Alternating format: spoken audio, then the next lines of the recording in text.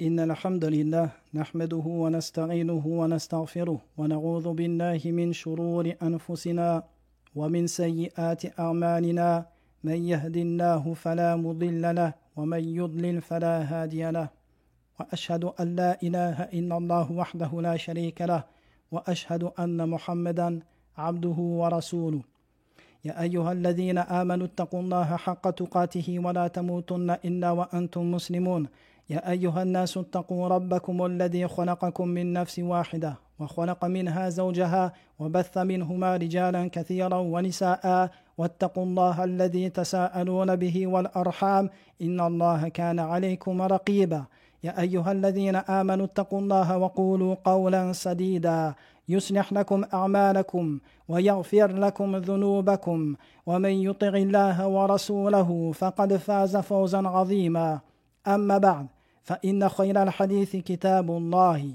وخير الهدي هدي محمد صلى الله عليه وسلم وشر الأمور محدثاتها وكل محدثة بدعة وكل بدعة ضلالة وكل ضلالة في النار. Assalamu alaikum wa rahmatullahi wa barakatuhu. Bienvenue à tous pour cette introduction à notre étude de la langue arabe. Sachez qu'il convient que chaque musulman, avant qu'il entreprenne l'étude d'une science et plus particulièrement d'une science islamique, il convient qu'il étudie ce qu'on appelle al-mabadi ou al-ashara. Al-mabadi ou al-ashara, littéralement les 10 principes, les 10 fondements. Al-mabadi ou al-ashara sont 10 points que les savants mentionnent et enseignent à leurs élèves afin que la personne, avant d'entreprendre donc l'étude de cette matière, ait une vision générale de celle-ci, qu'il sache de quoi elle parle, d'où elle tire ses sources, quel est le but et la finalité de celle-ci, quel est son jugement juridique, l'apprentissage de celle-ci, quel est le jugement de l'apprentissage de cette matière et qu'est-ce qu'il va en tirer, sa définition et ainsi de suite. Donc, al-mabadi ou al-ashara sont cela. Donc nous, ici, on ne va pas étudier le mabadi ou al-ashara de manière conventionnelle comme on pourrait le faire dans des assises de sciences, mais j'ai mentionné ici une introduction par laquelle je vais essayer de mentionner des points qui sont importants avant que nous entamions l'étude de cette noble langue. Alors, comme vous le savez, Allah a certes élevé, il a honoré, il a donné à la langue arabe un statut qu'aucune langue n'a eu auparavant. Pourquoi ? Car il a révélé son livre en langue arabe. Allah dit dans son livre Hamim wal kitabil mubin inna anzalnahu qur'anan arabiyyan la'allakum taqilun. Dans le sens du verset Hamim, par le livre explicite, nous en avons fait un Coran en langue arabe afin que vous le compreniez.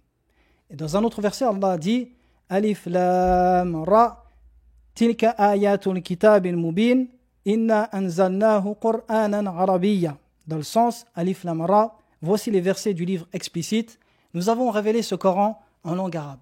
Et dans un autre verset, Allah a dit wa hadha lisanun arabiyyun mubin. Et ce Coran est en langue arabe éloquente. Par cette révélation, la langue arabe a acquis une suprématie sur toutes les autres langues à travers les siècles et à travers les peuples. La révélation a conféré à la langue arabe un statut sacré. Un statut grâce auquel elle a été préservée. Pourquoi ? Car il ne s'agissait plus ici d'une simple langue, mais il s'agissait d'une religion. La religion tout entière reposant sur cette langue, il était obligatoire de préserver cette langue. Et c'est pour cela que, si vous méditez toutes les langues existantes sur Terre à cette heure-ci, il n'y en a aucune qui n'a jamais changé à travers les siècles, excepté la langue arabe. Donc la révélation a conféré à cette langue un caractère sacré.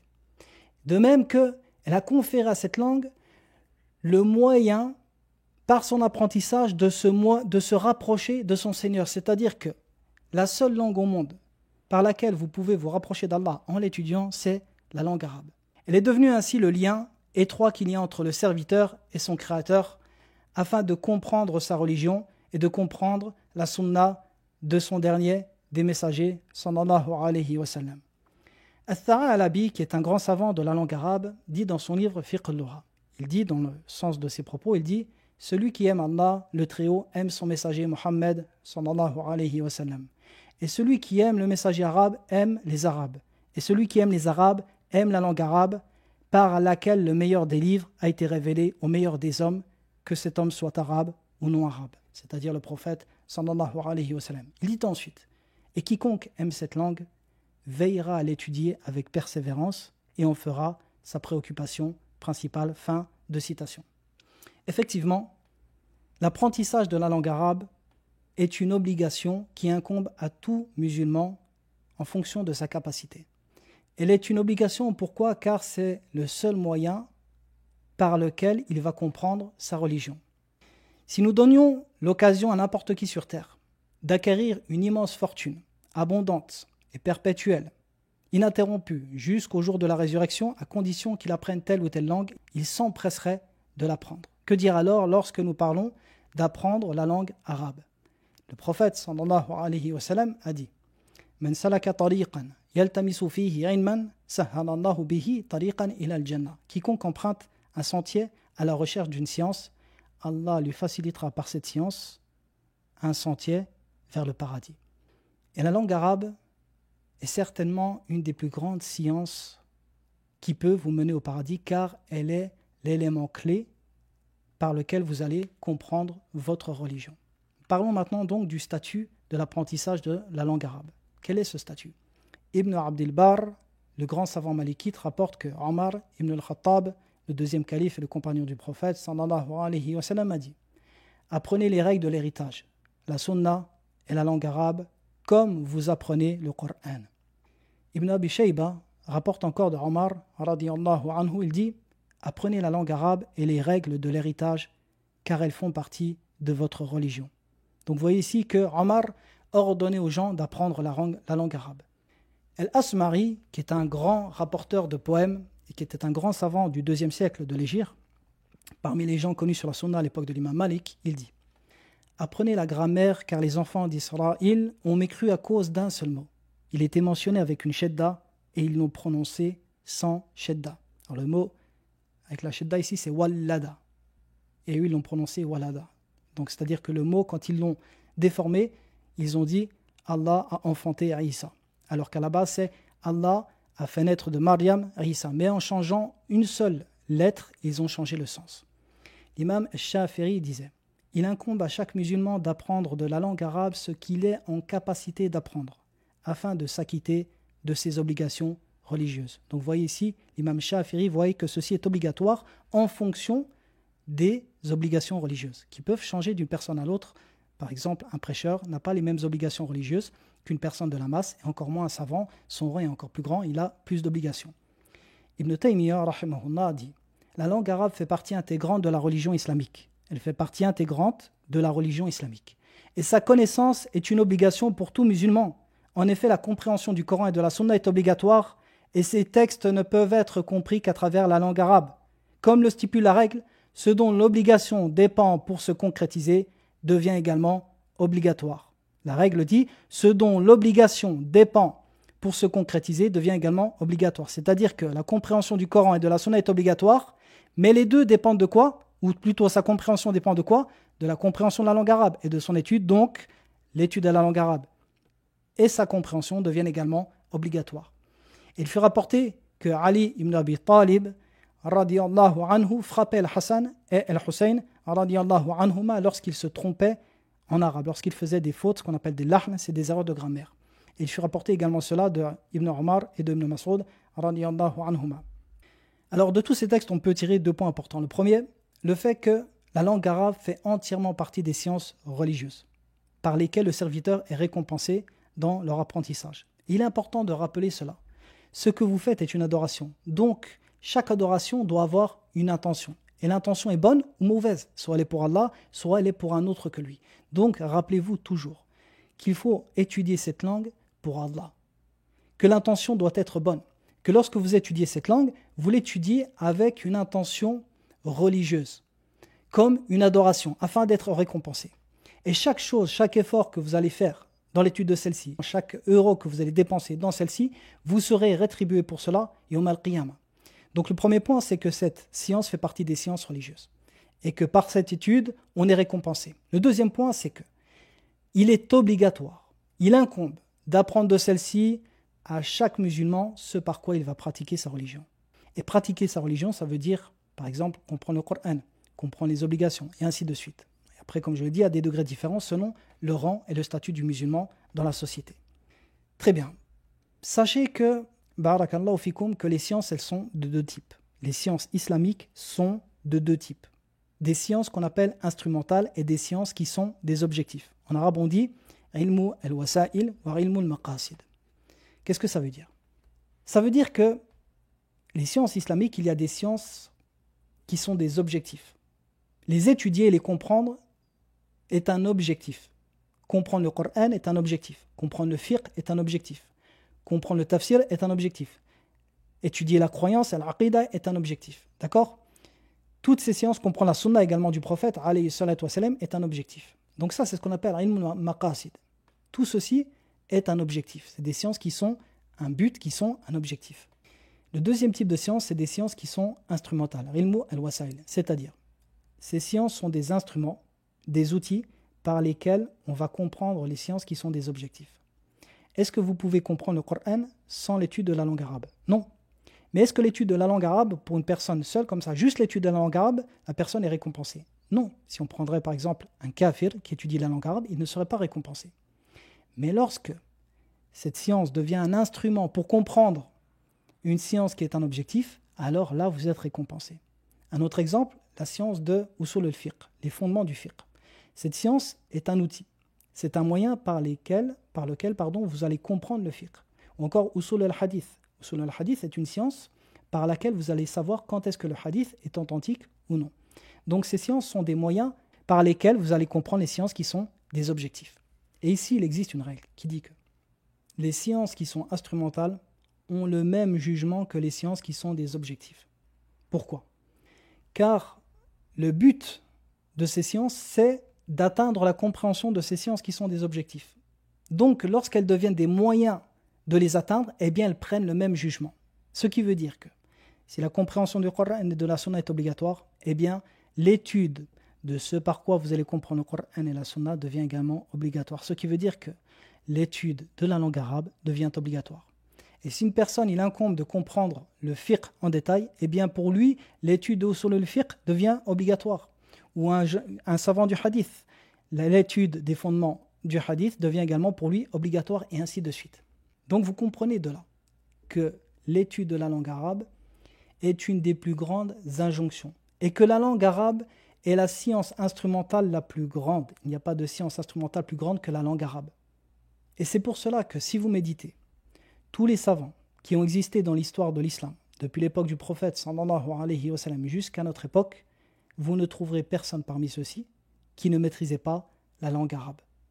L'imam Ash-Shatibi, le grand savant malikite, mentionnait que parmi les conditions pour que le savant atteigne le rang de mujtahid, c'est celui qui a la capacité d'interprétation des textes et d'en tirer des jugements, d'accord? Donc, pour que le savant atteigne le rang de mujtahid, parmi les conditions, le fait qu'il connaisse la langue arabe comme la connaissaient les Arabes de l'époque du prophète alayhi salatu wa salam. Ou alors comme la connaissaient les grands imams des premières générations comme El-Khalil et As-Sibawayh. Donc regardez ici l'importance qu'il a donnée à la langue arabe et la condition de connaître celle-ci pour être un mujtahid. L'imam Shafi'i rahimahullah lui-même a passé plus de 15 ans auprès de la tribu Hudayl, qui était une tribu des plus éloquentes, une tribu arabe qui était parmi les plus éloquentes connues à l'époque du prophète alayhi salatu wa salam. Il a passé plus de 15 ans. L'imam Shafi'i, afin de parfaire sa compréhension et sa connaissance de la langue arabe. Et à savoir que l'imam Shafi'i est un Qurashi, c'est un Muttalibi, c'est un descendant de Abdul Muttalib. Et c'est quelqu'un qui a grandi à la Mecque à l'époque où la langue arabe était une des plus belles, une des plus pures, avant qu'elle ne soit altérée et corrompue. Comme vous le savez, la langue arabe repose sur 3 sources principales. Le Coran, la Sunna authentique et les paroles des Arabes. Seulement, est-ce que nous disons toutes les paroles des Arabes ? Est-ce qu'encore aujourd'hui, nous prenons par exemple les paroles des Saoudiens, des Yéménites, des Tunisiens pour dire « Ah bah ceci est arabe, ça fait partie de la langue arabe ». Non, forcément. Quand la langue arabe s'est altérée, les savants ont dit on ferme ce qu'on appelle « al-ihtijaj bil-lughatil arabe ». On scelle la capacité ou le pouvoir de déduire des jugements linguistiques de la langue des Arabes. Pourquoi ? Car elle s'était altérée. Et cette époque varie entre les villes et le désert. Pourquoi ? Car le désert n'avait pas été corrompu par, si on peut dire corrompu, par l'arrivée ou l'entrée en masse des non-arabes dans l'islam. Alors, vu qu'il y a eu énormément de non-arabes qui sont entrés dans l'islam et qui se sont mélangés avec les musulmans, très vite la langue arabe s'est altérée. Forcément, le niveau d'arabe a baissé. Même s'ils apprenaient tous l'arabe, le niveau a baissé. Et il y a des mots de dialecte qui sont mélangés, les règles n'étaient plus trop respectées, ainsi de suite, ce qui fait que très vite le niveau a commencé à descendre et elle est devenue corrompue. Seulement dans les campagnes, vu que les tribus ne se mélangeaient pas trop, cette période, ce qu'on appelle donc la période de l'ihtijaj, la période dans laquelle on peut utiliser les paroles des Arabes comme preuve pour déduire des règles linguistiques, eh bien, elle a duré plus longtemps dans les campagnes. Et c'est pour cela que l'imam Shafi'i lui-même partait donc dans ces tribus, la tribu de Hudayl, afin de parfaire sa compréhension. Et l'imam Shafi'i lui-même faisait les éloges de l'imam Ahmed. Il disait parmi ses éloges que l'imam Ahmed était un imam dans 7 caractéristiques, et parmi ces caractéristiques, un imam dans la langue arabe. Ibn Taymiyyah lui-même a des livres sur la grammaire arabe. Il contredisait Sibawayh dans plusieurs questions grammaticales. Et ici, il y a une histoire qu'on rapporte pour souligner l'importance de la grammaire arabe et le rôle de la langue arabe dans la compréhension de la religion. L'imam Al-Kisa'i, qui est un grand lecteur du Coran, il a une lecture dans le Coran et qui était un très grand savant dans la langue arabe. Il rapporte qu'un jour il était en présence de Abu Yusuf al-Qadi, qui est le compagnon de Abu Hanifa. C'était un grand savant du hadith, mais du fiqh également. D'accord ? Et c'était quelqu'un sur la sunna, Abu Yusuf al-Qadi. Et Abu Yusuf al-Qadi fréquentait le calife de l'époque qui est Harun al-Rashid. D'accord ? Harun al-Rashid. Et à savoir que Harun al-Rashid aimait Al-Kisa'i, il aimait échanger sur la grammaire. C'était quelqu'un qui aimait la langue arabe, qui aimait la science de la grammaire. Alors Abu Yusuf al-Qadi, un jour, lorsqu'il était en présence donc, de Al-Kisa'i et de Harun al-Rashid, le calife, il se mit à critiquer la science de la grammaire, afin de plus ou moins blâmer le calife, dans le sens où il passait du temps à étudier cette matière, et il dit, pour dénigrer celle-ci, mais qu'est-ce que la grammaire ? Alors Al-Kisa'i, qui était un très grand savant de la langue arabe, il lui dit, que dis-tu d'un homme qui dit « Ana qatilun ghulamak » Et lui, le deuxième homme, donc cet homme, il dit à un autre homme, il dit « Ana qatilun ghulamak » Je vais vous traduire après. Et le deuxième homme lui répond « Ana qatilu ghulamik » Donc, littéralement, si on veut traduire, on traduirait par « Je vais tuer ton fils » et « J'ai tué ton fils ». D'accord ? Si on voulait être précis dans la traduction, on dirait ça. Je vais tuer ton fils et j'ai tué ton fils. Bon, là, j'enlève tout le suspense à l'histoire parce que en français, je voulais traduire correctement. Mais dans la langue arabe, celui qui ne comprend pas les subtilités de la langue arabe, il ne voit pas de différence. Pour lui, il comprend « je vais tuer ton fils » ou « j'ai tué ton fils », un des deux. Alors, Al-Kisa'i, il dit « lequel des deux tu vas juger ?» Le premier, il a dit « ana qatilun ghulamak » et l'autre, il a dit « ana qatilu ghulamik » Il lui dit « lequel des deux tu vas juger pour meurtre ?» Abu Yusuf répond « je jugerai les deux. C'est-à-dire les deux, je vais les juger pour meurtre. Les deux ont dit qu'ils ont tué l'enfant de l'autre. » Alors Harun al-Rashid, le calife, lui dit « Akhta'ta, tu as fait une erreur. » Et Abu Yusuf a eu honte et lui dit « Comment ça ? Comment je me suis trompé ?» Alors que lui, c'était un juge. Comprenez que c'était un juge qui jugeait des affaires religieuses de ce type. Et à ce moment-là, il lui dit donc, celui qui doit être jugé pour le meurtre de l'enfant est celui qui dit Ana qatilu ghulamik avec al-idafa. Et dit quant à celui qui a dit Ana qatilun ghulamak, celui-ci ne peut être jugé. Pourquoi ? Car ce type d'expression implique le futur. Lorsqu'on vient avec ismul fa'il de la sorte et qu'ensuite on vient avec un maf'ulun bihi, un COD, ceci implique forcément que l'expression implique le futur. Comme Allah dit dans son livre Wala taqulanna li shay'in inni fa'ilun dhalika ghada. Elle ne dit pas à propos d'une chose, je vais certainement le faire demain. Et cette expression, donc on comprend ici, inni fa'ilun dhalika. Et donc, regardez ici comment une subtilité de la langue arabe, il aurait pu se tromper dans un jugement qui implique le talion. On parle bien de quelque chose ici qui implique le talion. Et si vous méditez le Coran, vous verrez qu'énormément de règles sont construites sur la bonne compréhension de la langue arabe. Regardez ce verset. Allah dit dans son livre ittakhadhu ahbarahum wa ruhbanahum arbaban min dunillah wal masiha ibn Maryam. Donc dans le sens du verset, ils ont pris leurs prêtres, leurs rabbins, le Masih ibn Maryam comme des seigneurs en dehors d'Allah. Mais regardez ici, je vais changer seulement une harakat. Imaginez ici que quelqu'un ne connaisse pas l'arabe et lise avec une harakat, est-ce que ça implique comme sens? Si quelqu'un lisait ittakhadhu ahbarahum wa ruhbanahum arbaban min dunillahi wal masihi ibn Maryam. À la place d'une fatra sur Masiha, il mettrait une kasra. Ceci implique que El Masih a le même jugement que Allah dans ce verset. Ce qui voudrait dire, si on traduisait cette fois-ci, on dirait ils ont pris leurs prêtres et leurs rabbins comme des divinités, ou comme des seigneurs, en dehors d'Allah et du Masih, le fils de Maryam.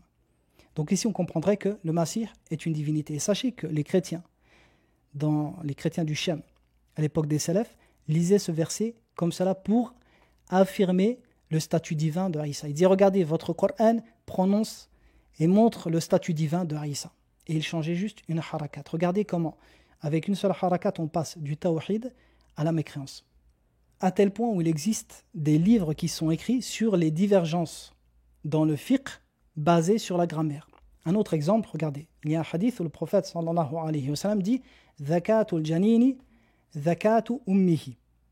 Mais une version du hadith est rapportée de la sorte « Zakatul janini, zakata ummihi ». Donc une version avec une dhamma, une version avec une fatha. Alors, la version avec la dhamma, je vous la traduis, ça veut dire que égorger la mère, c'est-à-dire l'animal, la mère qui a un enfant dans le ventre, suffit à l'égorgement de l'animal qui est dans son ventre. C'est-à-dire que si vous égorgez un mouton et qu'elle m'ébat après l'égorgement, eh bien vous n'avez pas besoin d'égorger le mouton. Si le mouton qui était dans son ventre est mort. D'accord ? Et ça, c'est la parole de la majorité des savants. Mais si on lit avec la fatra, et ceci est la version de Abu Hanifa, ils lisent avec la fatra, ceci implique que, je vais vous le traduire, vous comprenez, on traduirait ici par « il faut égorger le nouveau-né comme il faut égorger la maman ».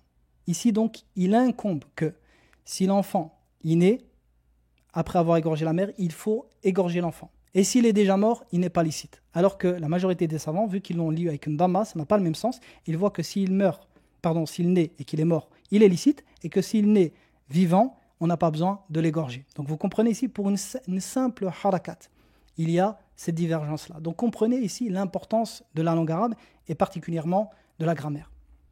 De même que une bonne compréhension donc, de la langue arabe peut entraîner la guidance et la compréhension du Coran et la Sunna, qui est forcément la guidance, eh bien une mauvaise compréhension de celle-ci peut entraîner l'égarement et l'innovation. Et c'est pour cela que As-Suyuti disait « J'ai certes trouvé les salafs avant Sha'afiri qui ont fait allusion au fait que les causes de l'innovation est l'ignorance dans la langue arabe. » As-Suyuti dit que les salafs ont fait allusion au fait que l'innovation avait pour cause quoi ? La mauvaise compréhension de la langue arabe. L'imam As-Sam'ani est un grand imam du 5e siècle, un grand imam de la Sunna, d'accord, qui était du Khurasan, un grand muhaddith, un grand savant dans le fiqh. Il dit dans son tafsir, il a été rapporté que Amr ibn Ubayd, c'était la tête des Mu'tazila. Il est venu voir Abu Amr ibn al-Ala. Alors Abu Amr ibn al-Ala, c'était un grand lecteur du Coran sur la Sunna, un grand savant de son époque. Donc ce Mu'tazili est venu voir Abu Amr ibn al-Ala et lui a dit « Allah ne tient-il pas ses promesses ?» Abu Amr répondit que si, il tient ses promesses. Alors Amr ibn Ubayd répliqua « Mais Allah n'a-t-il pas dit dans son livre « Wa man yaqtul mu'minan muta'ammidan fajaza'uhu jahannamu khalidan fiha wa ghadiba Allahu alayhi wa la'anahu wa 'adda lahu 'adhaban 'azima » Dans le sens du verset, et quiconque tue volontairement un croyant, sa récompense sera l'enfer éternellement, et Allah sera en colère contre lui, il le maudira, et il lui a préparé un châtiment immense. Donc regardez ici, il dit, quiconque tue un croyant volontairement, sa récompense sera l'enfer éternellement. Alors, ce Mu'tazili, qu'est-ce qu'il dit ? Il dit, moi je reste sur cette position, c'est-à-dire sur le sens de ce verset, car Allah ne faillit pas à ses promesses. Donc regardez la compréhension ici. Quiconque tue un croyant volontairement, sa récompense est l'enfer infini. D'accord ? Donc il comprend le verset comme ça. Qu'est-ce que Abu Amr ibn al-Ala, qui était un grand savant et qui comprenait la langue arabe comme la comprenaient les Arabes, il dit « Oh Aba Uthman, tu as compris cela avec la perspective des noms arabes, c'est-à-dire avec la compréhension des noms arabes. Tu n'as pas compris cela avec la compréhension des Arabes. Pourquoi ? Les Arabes ne considèrent pas comme blâmable le fait de ne pas mettre en œuvre une menace, de ne pas appliquer la menace, c'est-à-dire la menace ici, de mettre la personne en enfer éternellement. Mais ceci est spécifique aux promesses, c'est-à-dire que les Arabes ne voient pas que celui qui n'applique pas sa menace ne tient pas ses promesses, et que ceci est blâmable, mais plutôt celui qui ne tient pas ses promesses dans le bien, dans les choses qu'il promet en bien, ceci est blâmable. De cette mauvaise compréhension, ce qui en a découlé, parce que Amr ibn Ubayd est un Mu'tazili. Et le Mu'tazila voit que la personne qui fait un grand péché ne rentrera jamais au paradis. Il sera éternellement en enfer, comme El-Khawarij. Donc comprenez, regardez ici comment leur compréhension mauvaise de la langue arabe les a égarés. Très bien, parlons maintenant de la beauté de la langue arabe. Sachez que les savants disent que la langue arabe est la langue la plus riche. Elle est la langue qui exprime le mieux les sens avec précision. Par exemple, la plupart des langues ont besoin du verbe être. Être fatigué, être beau, être riche, être noble, et ainsi de suite. La plupart des langues ont besoin du verbe être pour exprimer des états et des attributs. D'accord ? Et le verbe, dans ces langues, les verbes ne sont employés généralement que pour des actions. Alors qu'en arabe, ce n'est pas le cas. En arabe, vous avez des verbes qui expriment non seulement les actions, mais également les états. Par exemple, tariba, être fatigué, karoma, être noble, jamula, être beau, et ainsi de suite. Et malgré qu'elle possède donc des verbes pour exprimer ces états, elle a en plus permis de dériver de ces verbes de nombreux adjectifs qui ont plus ou moins le même sens, avec des nuances, avec des formes différentes, afin d'exprimer des nuances de force ou d'intensité ou de répétition dans l'attribut donné à la personne, chez la personne qualifiée. Par exemple, Allah est El-Ghafour, il est celui qui pardonne abondamment. Et également El-Ghaffar, et il y a une différence entre les deux. Et on peut dire également El-Ghafir. El-Ghafir, El-Ghafour, El-Ghaffar. Ces trois noms sont tous dérivés de El-Maghfira, de Ghafara, le fait de pardonner. D'accord ? Le fait de pardonner. Mais malgré cela, regardez, il y a trois adjectifs différents. Et tous ont des nuances, il y a des légères différences entre ceux-ci, que vous pouvez comprendre avec la langue arabe. Et vous voyez ici donc la précision dans les termes arabes. Et c'est pour cela que les savants ont dit qu'il est interdit de traduire le Coran mot par mot. Pourquoi ? Car il n'y a aucun mot qui équivaut au mot de la langue arabe. Vous ne pourrez jamais exprimer la plupart des mots de la langue arabe avec une autre langue, car il y a une précision inégalable dans cette langue. Et c'est pour cela que les savants ont écrit très tôt dans les siècles de l'islam ce qu'on appelle I'jaz al-Qur'an. Ils ont écrit sur I'jaz al-Qur'an. I'jaz al-Qur'an, donc c'est le fait que le Coran rende impuissants les gens de l'imiter. Donc ils écrivaient des ouvrages dans le but de montrer la perfection divine que ce livre céleste avait atteint, et le caractère inimitable de ce livre. Et ceci est important, pourquoi ? Car les Arabes, lorsqu'ils ont entendu le Coran à l'époque du prophète, alayhi salatu wassalam, le Coran a été révélé dans leur langue, la langue qu'ils connaissaient. Et comme vous le savez, chaque prophète a été envoyé avec des miracles. D'accord ? Et chaque prophète est envoyé avec des miracles qui étaient liés à ce par quoi ces peuples se distinguaient. Par exemple, Moussa a été envoyé avec des miracles qui surpassaient toutes les magies de l'époque. Pourquoi ? Car les enfants d'Israël se distinguaient par la magie à cette époque. Donc il est venu avec des choses que la magie ne peut reproduire, afin que les gens sachent que ceci ne peut venir que du Créateur. Isa a été envoyé à un peuple où les gens étaient forts en médecine. La médecine a été extrêmement avancée à son époque. Et il a fait revivre le mort, il guérissait le lépreux. Donc il a fait des choses que la médecine était incapable de faire à cette époque. Le prophète, alayhi salatu wassalam, était un homme qui était illettré, qui ne faisait pas de poésie. Il a été envoyé à un peuple qui maîtrisait la langue de la plus belle des manières. Ils étaient capables de composer des vers de poésie en improvisation en toutes circonstances et de parler sur tous les sujets avec les plus beaux des vers de poésie. Les Arabes étaient un peuple de poètes, à tel point où un seul vers de poésie pouvait faire l'honneur et la gloire d'une tribu dans tout le monde arabe, ou alors être la cause de la risée de cette tribu. Et le prophète alayhi salatu wassalam n'était pas connu pour la poésie. Et lorsqu'il est venu avec le Coran, il est venu avec un style qui a tout dépassé. Un style qui était inimitable et qui n'était pas connu de la poésie arabe. Afin que les Arabes de l'époque comprennent que ce Coran est la parole d'Allah, ce n'est pas la parole d'un homme, ce n'est pas de la poésie. Et c'est pour cela que beaucoup de versets dans le Coran commencent par des lettres. Alif Lam Mim, Alif Lam Ra, Qaf, Sad, et ainsi de suite. Les savants disent que la sagesse qu'il y a dans la révélation de ces lettres, le fait de dire aux Arabes, regardez ce Coran est dans votre langue, la langue que vous maîtrisez. Et vous verrez que la plupart des versets qui commencent par ces lettres, ou tous les versets, pardon, il y a la mention du livre et du Coran qui est faite juste après. Alif Lam Mim, Dhalika al-Kitab, Hamim, wal Kitab al-Mubin. À chaque fois, il y a mention du livre. Pourquoi ? Car c'est lié au Coran. Regardez, ce Coran est dans votre langue. Vous qui maîtrisez la langue arabe, essayez de l'imiter. Le but ici était de faire comprendre aux Arabes que ce Coran n'était pas la parole d'un homme. Mais comment l'ont-ils compris ? Ils l'ont compris par la compréhension, par la maîtrise de la langue arabe. Pourquoi les Quraysh, les polythéistes parmi les Quraysh, demandaient aux gens qui venaient en pèlerinage de se boucher les oreilles lorsqu'ils voyaient le prophète, alayhi salatu wassalam, parce qu'ils savaient que ces paroles, il suffisait de les écouter pour qu'ils sachent que cette parole était la parole d'Allah. Jubayr ibn Mut'im a entendu les versets de Tour à l'époque où il était encore polythéiste. Il a dit « Mon cœur a failli s'envoler » lorsqu'il a entendu cela.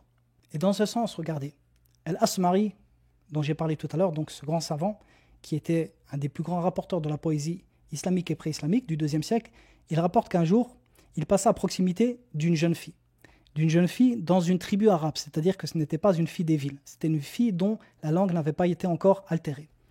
Donc elle lui dit « Ya am, adrik faha, ghalabani fuha, la taqata li bifiha » Donc littéralement, « Oh mon oncle, prends une sorte de jarre mais en peau, d'accord ?» Elle lui dit « Attrape le haut de cette gourde, une grande gourde on va dire, car certes elle m'a vaincu, c'est-à-dire qu'elle est trop lourde pour moi, et je n'ai pas la capacité de la porter. » Donc ici elle a parlé d'une façon très éloquente en respectant les règles grammaticales. Alors Al-Asmari lui a dit, lui qui venait des villes, et qui arrivait dans cette campagne, il lui a dit « Ya jariya, ma afsahaki » comme tu es éloquente. Elle lui dit « Ya am, wa hal taraka al-Qur'anu li ahadin fasahatan, wa fihi ayatun fiha khabarani, wa amrani, wa nahyani, wa bisharatani » Alors regardez ce qu'elle a répondu. C'est une jeune fille, on parle d'une jeune fille, mais qui vivait dans les tribus arabes où la langue n'avait pas encore été altérée. Elle dit « Oh mon oncle », donc c'est une façon de s'exprimer chez les Arabes, on dit « Ya'am », elle dit « Est-ce que le Coran a laissé de l'éloquence pour une personne alors qu'il y a dans le Coran un seul verset qui englobe 2 informations, 2 interdictions, 2 ordres et 2 bonnes nouvelles ?» Un seul verset qui englobe donc ces 4 choses. 2 informations, 2 ordres, 2 interdictions et 2 bonnes nouvelles. Alors Al-Asmari lui dit « Wama hiya » Quel est ce verset ? Elle dit « Qawluhu tabaraka wa ta'ala wa awhayna ila ummi Musa an ardi'ih fa idha khifti alayhi fa alqihi fil yam wa la takhafi wa la tahzani inna raduhu ilayki wa ja'iluhu min al-mursalin » Regardez ce verset. Et nous avons révélé à la mère de Moussa de l'allaiter. Donc ici regardez. Wa awhayna, première information. Nous avons révélé à la mère de Moussa. An ardi'i, de l'allaiter. Ici, c'est un ordre. Premier ordre. Fa idha khifti alayhi fa alqihi fil yammi. Et lorsque tu as peur pour lui, jette-le dans la mer ou dans le fleuve. D'accord ? Ici, deuxième ordre. Première, allaite-le. Deuxième, jette-le dans le fleuve. Ensuite, il dit wala takhafi wala tahzani. Et n'aie pas peur et ne sois pas triste. Et ensuite, inna raduhu ilayki. Et certes, nous allons te le rendre. Première bonne annonce. وَجَعِلُوهُ مِنَ الْمُرْسَلِينَ. Et deuxième bonne annonce. Et nous allons faire de lui un des messagers. Nous allons faire qu'il soit du nombre des messagers. Donc un seul verset qui comprend 2 informations, 2 ordres, 2 interdictions et 2 bonnes annonces. Comment cette jeune fille, malgré son âge, a compris cela ? Elle a compris cela par la langue arabe. Donc pourquoi est-ce qu'on apprend cette langue arabe ? Au-delà du fait que ceci est obligatoire pour nous, que nous voulons comprendre notre religion, que nous devons la comprendre dans ce qui nous concerne de cette religion, et bien également le fait que ceux qui veulent devenir des étudiants en sciences, ceux qui veulent devenir des savants, et ceux qui veulent comprendre la beauté du Coran, ceux qui veulent ressentir ce que les Arabes de cette époque avaient ressenti en écoutant le Coran. Mais au-delà de sa beauté et de sa richesse, c'est une langue qui est extrêmement simple et logique. Effectivement, vous ne trouverez aucune langue au monde avec la simple connaissance de 3 lettres où vous pouvez composer un nombre incalculable de mots. Avec la connaissance de 3 lettres seulement, la racine d'un mot en arabe, vous pouvez composer un nombre incalculable de mots qui ont des sens différents, tous liés à cette racine. Par exemple, kataba. Kataba, écrire. Katib, l'écrivain. Maktoub, un écrit. Maktab, l'endroit où on va écrire. Ou maktab qui peut également être le temps dans lequel on va écrire. Maktaba, une librairie. Kataba, correspondre. Istaktaba, dicter à quelqu'un. Donc vous voyez ici, avec seulement la connaissance de 3 lettres, j'ai dérivé un nombre considérable de mots. Et ceci est faisable avec la plupart des racines de la langue arabe, à partir du moment où vous connaissez les règles. Et ceci rend l'étude de la langue arabe extrêmement facile et simple pour une personne qui s'en donne les moyens. Très bien, dernier point que nous allons aborder. Également, la langue arabe, sachez qu'elle est un fondement de la civilisation islamique. Elle est un fondement de notre culture. Ibn Taymiyyah dit « La langue arabe est l'étendard de l'islam et de ses adeptes. Les langues sont les principaux étendards des communautés par lesquelles elles se distinguent. » Et le grand savant Mahmoud Shakir, qui est un grand savant linguiste du siècle dernier, disait « La langue arabe à elle seule est le récipient de la culture. La langue arabe à elle seule est le récipient de la culture islamique. Les deux étant entremêlés. Il est donc impossible pour une personne d'atteindre les secrets de la culture sans en englober les aspects de manière à en comprendre les subtilités. Comment alors pourrait-il en être autrement pour un orientaliste ?» Dans cette parole, il veut souligner le fait que les orientalistes, étant ignorants de la culture islamique, ils ne peuvent comprendre la langue arabe correctement. Pourquoi ? Car elle est directement liée à la culture. Et c'est pour cela que les orientalistes, qui ne sont que le bras scientifique de la colonisation ou des croisades, n'ont cessé à travers les siècles d'étudier cette langue afin de mieux corrompre l'islam de l'intérieur. Très tôt, les orientalistes, et ceci en 1180, vous trouvez qu'à l'université de Montpellier, ils enseignaient déjà l'arabe. Le pape, vers 1200, avait ordonné la fondation d'une école de langue arabe en Allemagne. Pourquoi ? Car le but était de comprendre cette religion. À une époque où la langue arabe était la langue la plus parlée au monde, comme l'explique Mahmoud Shakir. Mahmoud Shakir dit que la langue mondiale à l'époque, la langue qui était la plus enseignée, qui était la plus parlée, était la langue arabe à cette époque. Pourquoi ? Car les Arabes avaient la suprématie du commerce sur terre. Et également, il y avait énormément de savants. C'était l'époque andalouse où les chrétiens allaient étudier chez les musulmans. Donc ils apprenaient la langue arabe, mais également pour la combattre de l'intérieur. Donc il n'est pas étonnant que l'une des premières choses que les colons en Algérie ont interdites était l'enseignement de la langue arabe. Pourquoi ? Car en empêchant les gens d'apprendre la langue arabe, ils leur empêchaient de comprendre leur religion. Et par la suite, la colonisation scientifique par les orientalistes, donc, ont gagné du terrain dans les manuels scolaires, sachez-le, dans certains pays arabes, par la colonisation ou autres, également dans les livres, à tel point où ils ont réussi à faire croire à l'ensemble des musulmans, ou la plupart des musulmans, que la langue arabe est une des plus difficiles à étudier au monde, alors que c'est certes la langue la plus facile, la plus logique, et la plus riche et la plus belle. Très bien, donc ceci est une brève introduction sur la langue arabe. Alors maintenant, je vais parler de notre étude. Sachez qu'une langue, c'est deux choses. Une langue, c'est des règles et des mots, d'accord ? Une langue, c'est des règles et des mots. Les savants, pour mieux apprendre la langue arabe, car ceci était primordial pour les nouveaux musulmans qui rentraient dans l'islam à travers les siècles, ils ont codifié les règles de la langue arabe. Et ils ont également codifié les mots. Les mots, c'est dans Moutoun al-Lugha, les dictionnaires et ainsi de suite, d'accord ? Ou les livres de différences linguistiques, donc les différences qu'il y a entre l'utilisation de tel ou tel mot, c'est des livres qui sont spécifiques. Et des règles. Les règles, ils en ont fait plusieurs matières, comme al-nahu, la grammaire, al-sarf, la conjugaison, qu'on peut traduire par la conjugaison, al-balagha, donc la science qui est liée à l'éloquence. Une langue implique forcément ces deux choses-là. L'un ne va pas sans l'autre. Étudier les règles sans les mots ne sert à rien. C'est comme étudier ce qu'est une division, une multiplication sans connaître les chiffres. De même qu'étudier les mots sans les règles ne fera pas de vous un arabophone ou quelqu'un qui comprend bien la langue arabe. Donc il est important, nous, dans notre étude, qu'on étudie les deux. Et c'est pour cela qu'on va adopter toujours notre étude sur deux cahiers. Un cahier pour les règles, la grammaire ou la conjugaison, et un cahier pour le vocabulaire. D'accord ? Alors les règles de grammaire, on les expliquera, on les simplifiera. Quant au vocabulaire, donc moi je l'expliquerai et je vous donnerai pour chaque mot. Alors chaque nom, je vous donnerai le pluriel. S'il y a des synonymes, je vous les donnerai, pas toujours, car il faut savoir prendre le vocabulaire avec parcimonie afin de bien le maîtriser, et je vous donnerai des phrases. Pourquoi des phrases ? Car c'est par les phrases que vous allez pouvoir utiliser ce vocabulaire. Et il est important d'avoir pour chaque mot des phrases que vous pouvez utiliser dans la vie de tous les jours, ou alors des phrases qui font référence à des versets du Coran ou des hadiths. Très bien. Pour les verbes, je vous l'expliquerai. Donc pour les verbes, on mentionnera toujours les temps des verbes. Le madi, le passé, le mudari, le présent, l'amr, l'impératif, et on mentionnera l'infinitif du verbe à chaque fois. Wa sallallahu ala nabiyyina Muhammadin wa ala alihi wa sahbihi wa sallam.